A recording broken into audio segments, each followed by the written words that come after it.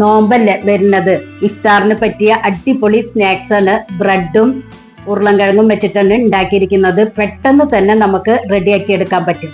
അത് റെഡിയാക്കി എടുക്കാനായി ഞാൻ 2 ഉരുളൻകിഴങ്ങ് വേവിച്ചെടുത്തിട്ടുണ്ട്. അത് ഇതുപോലെ ഒന്ന് മാഷ് ചെയ്തെടുക്കണം. ഇനി 5 ബ്രെഡ് എടുത്തിട്ടുണ്ട്. ബ്രെഡ് ഒരു കുറച്ച് വെള്ളത്തിൽ ഒന്ന് പിഴിഞ്ഞെടുക്കാട്ട. ഇതുപോലെ ഒന്ന് ഇട്ട് കൊടുത്ത് ഒന്ന് കൈ വെച്ചൊന്ന് നല്ലതുപോലെ പിഴിഞ്ഞെടുക്കണം. ഈ പിഴിഞ്ഞെടുത്ത ബ്രെഡ് ഈ ഉരുളൻകിഴങ്ങിന്റെ മിക്സിലേക്ക് പൊട്ടിച്ചിട്ട് കൊടുക്കാം. കൂടെ തന്നെ 3 ടേബിൾ സ്പൂൺ കോൺഫ്ലോർ, ആവശ്യത്തിന് ഉപ്പ്, 1 teaspoon pepper powder, 1 teaspoon crushed chilli, കുറച്ച് മല്ലിയിലും ചേർത്ത് കൈ വെച്ച് നല്ലതുപോലെ ഒന്ന് കുഴച്ചെടുക്കണം. നമ്മൾ ചപ്പാത്തിക്കൊക്കെ മാവ് കുഴക്കുന്ന പോലെ കുഴച്ചെടുക്കാം. ഇനി ഇതിലേക്ക് 1 ടീസ്പൂൺ കാശ്മീരി റെഡ് ചില്ലി പൗഡറും കൂടി ചേർത്ത് കൊടുത്തിട്ടുണ്ട്. ഇനി കയ്യിൽ എണ്ണ തടവിയിട്ട് ഇതൊന്ന് ഒരു ബോൾസ് ആക്കി എടുത്തിട്ട് ഇതുപോലെ ഒന്ന് ഷേപ്പിൽ ചെയ്തെടുക്കാം.